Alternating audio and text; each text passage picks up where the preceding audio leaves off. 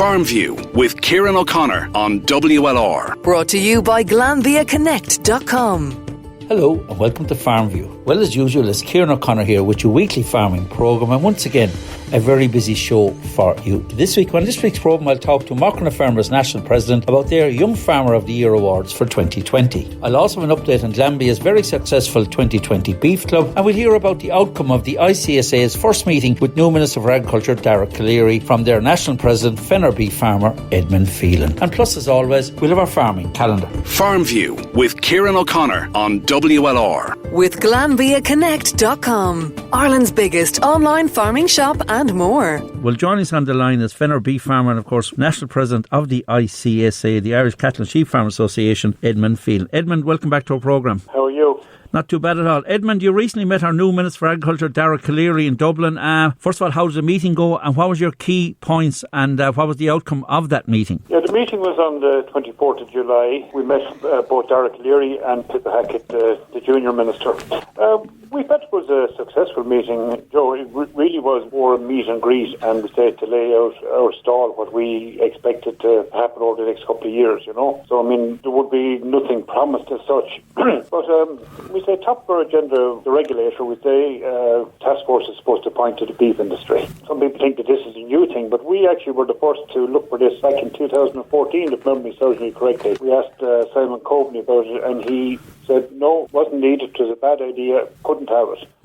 We went to Phil Hogan when he became commissioner, and he was more forthcoming on it anyway, you know. And but all these things are slow burners; they don't happen overnight, you know. And so really, a regulator really to audit and investigate what goes on within the beef, the food chain, particularly from the beef sector. Isn't that the point? It needs to be somebody with teeth that can actually act. There's no good in somebody just saying, "Oh, tut tut." You have to be able to have power to stop something that is wrong. So if they find something wrong, it has to be cut out, you know. We see too often even simple things like grading machines going wrong, and they're wrong for maybe weeks before anything is done about it. And I don't think any farmer ever got compensation for a wrong grade, you know. All these things have to be looked at, you know. It's not just beef, it's for the entire food chain. As regards your meeting with the Minister, obviously the new rep, last time I spoke to you, you were very in favour of the new reps type scheme, and indeed the whole new biodiversity and farm to fork strategy, that what can be done and how reps can play a major part. The rural environment protection scheme, a new rep scheme, could play a crucial part there. Did you discuss that with the Minister? Yes, that was on the agenda as well. And funny, we say the budget has now been fixed, we say, for the next 7 years in Brussels. Now it has to be passed by the Parliament. The Commission has set the budget. And it's strange in some ways. You can read it in different ways, but Ireland seems to be getting a few million, maybe 15 million more. It isn't huge in the overall scheme of things over 7 years. But there is latitude, we say, for co-finance. So that the Irish government really has to get the finger out and put more money into this. Most people weren't very happy with AOS and Glass, which took over from reps. They were very Mickey Mouse. Never really took off, no. No, and they never really put decent money in a farmer's pocket. Like when, a lot of people here, and I'd say more so maybe in the western half of the country, reps was a huge thing, because people that had the smaller single farm payments, sometimes their reps was actually more important to them than the single payment. So what we envisage is that we need actually about a tripling of the fund. It's about 250 million at the moment per annum. We think that needs to be up to about 750. Because and what type of response did you get to that request? Obviously, it's kind of... I would say a very good response from Minister Hackett, the Green Minister, as one would expect. Now, I think Minister Calleary, he's only finding his feet, you know. He was only in the job a couple of days. But, I mean, he did seem to engage very much in everything we said. I suppose, Edmund, really, the cap budget being reduced, that has a big overhang. And as it was mentioned last week on my programme, farmers have to do so much more to get what they have been getting all along. So there's a lot of more hoops and loops and ticking the box, particularly as regards sustainability and biodiversity. So obviously that came up in your discussion, the whole cap budget being reduced and all what's required from farmers to produce that sustainable product. Yeah, it did, of course, and apparently up to 40% of the payments are going to be environment linked. No, there's no flesh on the bones yet, but you can paint your own picture, you know, that they are, especially with the green influence. I think they are going to look more at the environment, and we say maybe cutting fertilizer, cutting chemicals, you know. Now, some people won't like this. Personally, I think it's possibly a good thing, you know. So definitely there's a feeling too that working with the Greens, as we've mentioned several times over the last few weeks on the programme, that farmers can be part of the solution rather than part of the problems. A lot of farmers already engaging what can be done with biodiversity and protected urea and our waterways and water quality and soil nutrition, bit of forestry and plantation and whatever. So there's a lot of buy-in by the farmers, and obviously for beef and sheep farmers in particular, this is key going forward. So overall, as regards working with the Minister, obviously you'd be meeting him again with a more detailed meeting the next time as against a meet and greet meeting as you had last time. And there are several other things, if I have a minute just to say them about. We said the grass-fed scheme that Board B are coming up with, we say for beef. We in ICSA, we don't, okay, it's fine to have a grass-fed scheme if it puts money in farmers' pocket, but we feel it's the wrong way to go. We think it's not going to be a feedlot of cattle that's going to sell Irish beef. It's going to be a suckler cow and calf out in the field. That's the picture the consumer wants to see. We think it should be a suckler PGI scheme. It should be more targeted. You can't have a generic scheme for the whole country. You're not going to see the French government putting in for a PGI status for French wine. So you reckon suckler beef is key to this whole piece, yeah?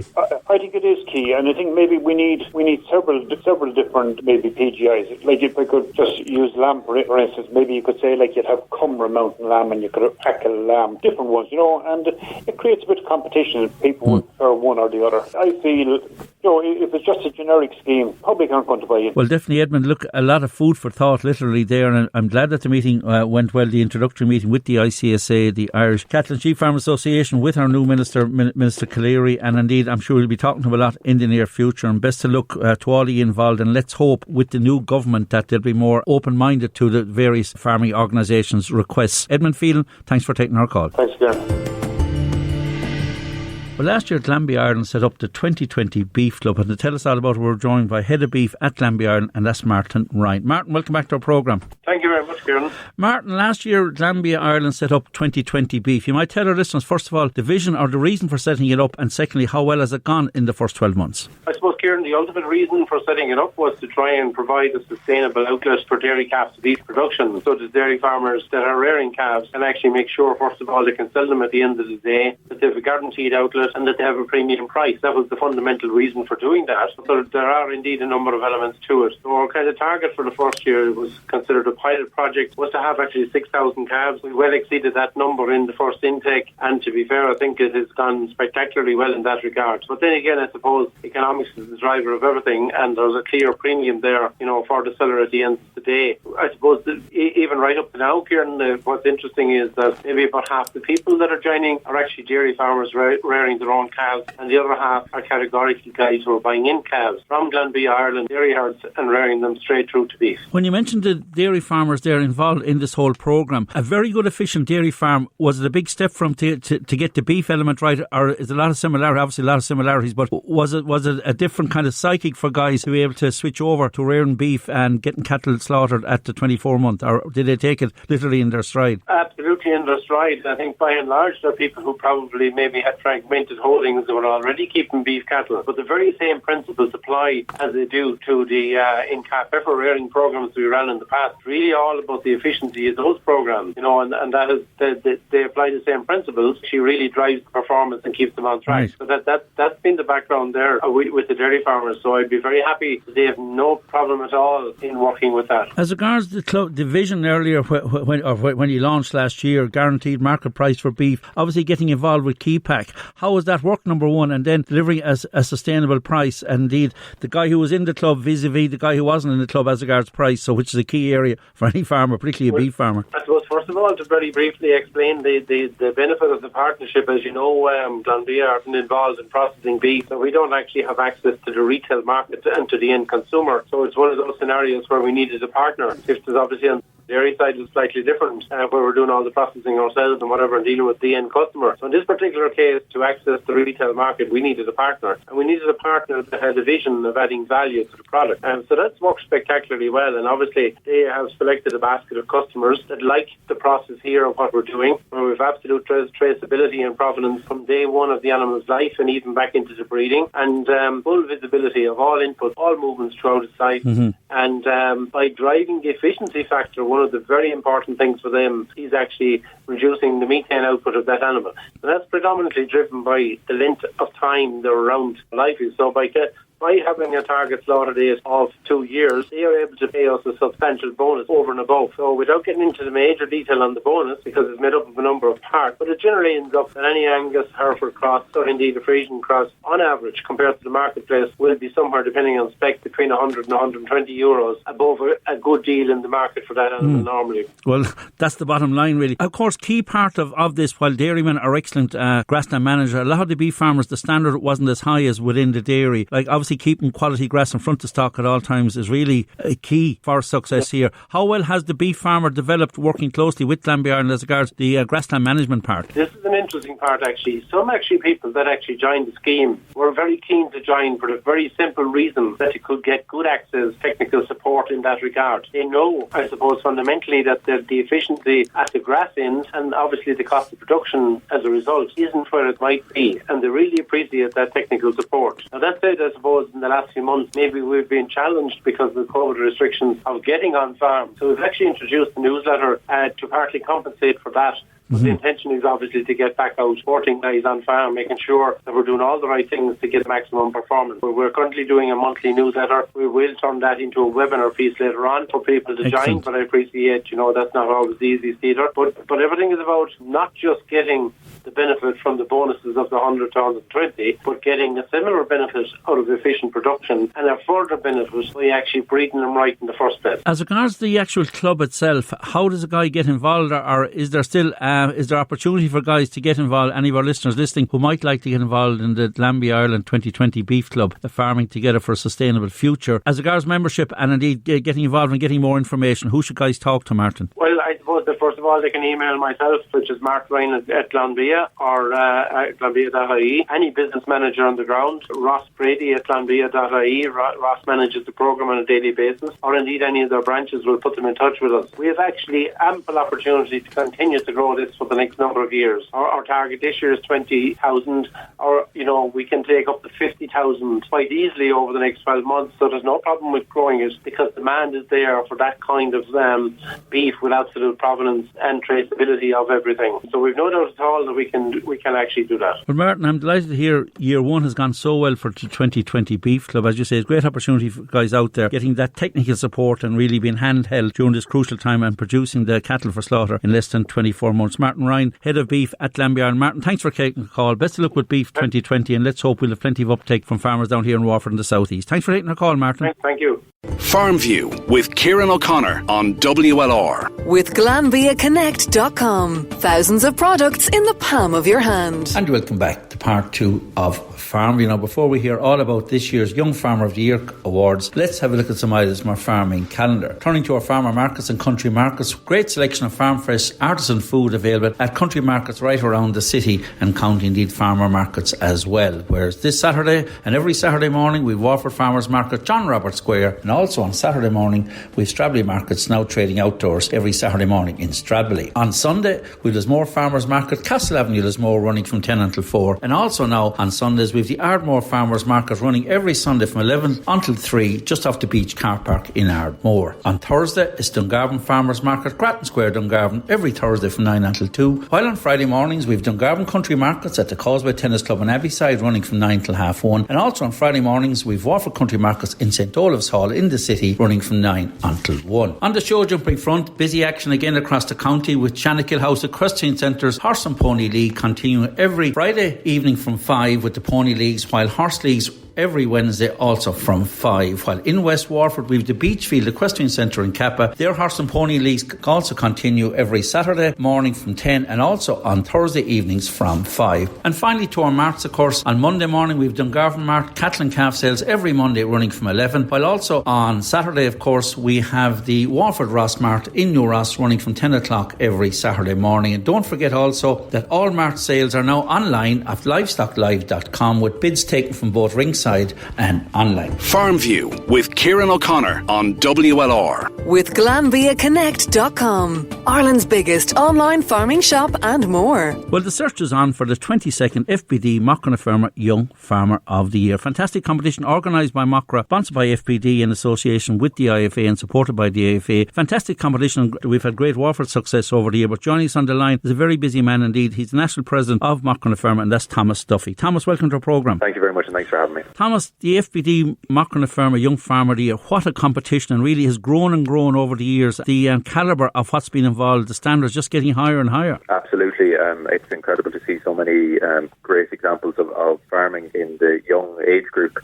Myself, I was a participant in it back a couple of years ago, and it's a brilliant opportunity as well. We would always try to encourage people, even if they feel they're maybe not 100%, at where they want their farm to be, to enter, because it's a great experience to be there with a lot of other young farmers. Now, as regards the various sectors, you've added to the various sectors while there's an overall Young Farmer of the Year, but you might explain to the listeners the various sectors involved, and obviously there's two in particular that stand out to me, of course, is the biodiversity one and the land mobility categories. So we have four competition categories. We have the dry stock, dairy, land mobility, and then other enterprise. I suppose dry stock and dairy, most people will be familiar with. The land mobility is for people who are in various collaborative arrangements. Maybe they're in share milking, maybe they're contract rearing, or maybe they're a farm manager. And then the other enterprises include tillage, pigs, poultry, and any other industry. The likes of snail farming has come up before, and other elements that are out there that I suppose includes in that.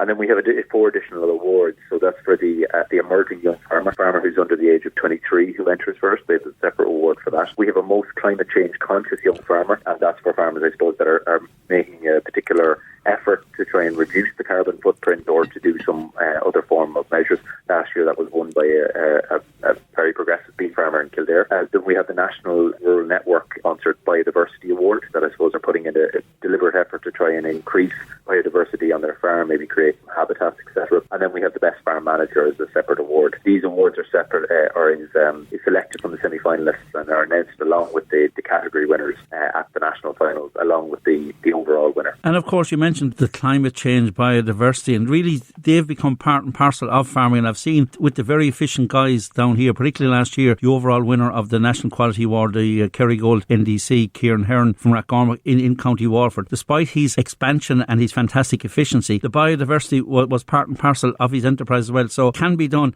at the very highest level, working with nature basically to produce a quality product. Exactly that. And we have seen this. We've seen both in terms of reducing carbon footprints and maintaining biodiversity, that these all feed into the overall sustainability. You can't have a farm which is not economically viable and socially viable and environmentally viable without being sustainable. And so what we're seeing is a great balancing of all these different factors. Young people who there are elements and judging in terms of their involvement in the community. All of our past winners would be very heavily involved in their community and making time and balancing work and life at the same time while caring for the environment and also being economically viable and able to continue their farming business. Does a young person entering have to be a member of Macra Feirme, or is it open to all young farmers? It's open to all members of Macra Feirme or the ISA. As regards Waterford, as I mentioned earlier, a very progressive Macra Feirme down here at present. And of course, Waterford have had success in the last number of years. I know Shane Fitzgerald won the award from Portlaw, won the award with the Farmer of the Year. Yeah, and now actually Shane is our head of our Ag Affairs Committee, our Agricultural Policy Committee inside of Macra. So very dedicated Macra man, and has done a lot in his years since. Thomas, as regards the presidency, obviously it's been a difficult time for everyone with COVID. As regards Macra Feirme, and of course there's the whole CAP proposal, there's Brexit coming down the track, and indeed support particularly for a very struggling beef industry. What's the main concern you have looking ahead to the end of this year and looking into 2021, obviously the CAP negotiations as well? Yeah, I suppose the overarching thing, and we see it whether we're looking at beef, dairy or any other sector, unfortunately, is the declining age profile, and by that I mean declining in terms of the number of young farmers getting involved in the sector. It's a constant issue.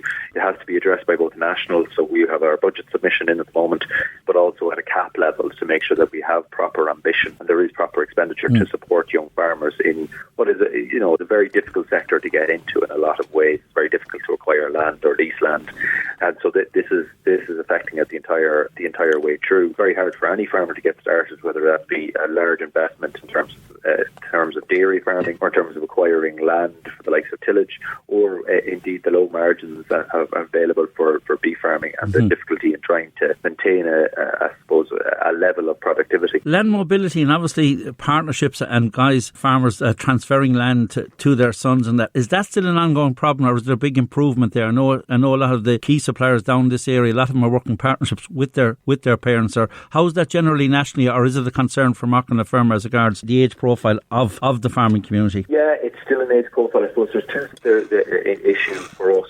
there are two kind of, I suppose, separate things happening. One, we have seen a significant increase in partnerships and other models of collaborative farming, which is very, very good, and it is very important. And I would also say it's kind of balancing a long ignored issue around, I suppose, recognising all the farmers involved, including women. A lot of partnerships very often include all members involved with the farm, so it's a recognition of everybody, and it is addressing that a little bit. But then we have a kind of a separate issue of, I suppose, we would generally detach land mobility and succession. They can be the same thing on a lot of farms, but I suppose there's also the question of, if you are not inheriting a farm, how do you get into farming? And we've seen some we've past winners, the likes in there in Mayo, where we had winners who, I suppose, went out and they farmed themselves outside of their family. They would have been maybe cooperating with their uncles or getting support from the banks and going guarantors. But that's a very difficult thing to go on your own. So I suppose what we need to do is we need to see as many supports for both of those sites, because there are a lot of family farms there where the potential successor is not interested in farming, and they have every right to say that, and they have every right to say, well, maybe it's better to leave the farm to someone who is interested. We need to balance that family farm model so that we do keep that unique part of our element of farming, while also giving room for new entrants into the agricultural area. And of course, partnerships working very well as well. So finally, for the 2020 FPD Young Farmer of the Year, the travel bursary of €3,000, fantastic prize, and each category receiving 500. To find out more, Thomas, where should people go? I presume to the website? Yeah, the Macra website is probably the best area, or get in contact with your local Macra Firma, and we'll be able to find all of that. It can be found on macra.ie/YFY application. So it's macra.ie/YF1 application. Well, Thomas, I think you've said it all. The closing date for applications is 25th of August. Waterford have a proud record, indeed, the South East, in the awards in the FPD Macra Firma Young Farmer of the Year, and let's hope that'll continue this year. Macra Firma President Thomas Duffy, thanks for taking the call. Best of luck with the awards, and hopefully we'll be talking to you about a Waterford winner come the presentations of the award. Thanks a million, Thomas. Thanks very much. Best of luck. Well, before we go on our racing front, we had a good week again for Waterford Connections. Cross Channel with wins at Yarmouth for Capajock Tom Queely, while back home with wins at Kilbeggan for the evergreen tallow trainer John Morrison, while at Roscommon with wins for Kappa trainer Declan Queely, as well as a brilliant win for popular Dungarvan Bricky owner trainer combination of Martin and Alice Corrin, with Dungarvan jock Ian Power making a welcome comeback to the winners in closure. So great day all round for the Dacia in Roscommon. Well, that's it for this week's programme. Once again, my thanks to Oliver and indeed Sean for all their help in putting this week's programme together. So stay safe, and best of luck to all involved: Owen Byrne, Carl Casey, and all involved in next week's 4 Days Racing Festival in Tramore. Unfortunately, it's behind closed doors. We wish all involved every success, and let's hope we'll have plenty of local winners to report on next week's programme. So stay safe, and hopefully I'll have your company again same time next week. Farmview with Kieran O'Connor on WLR. With GlanbiaConnect.com. Thousands of products in the palm of your hand.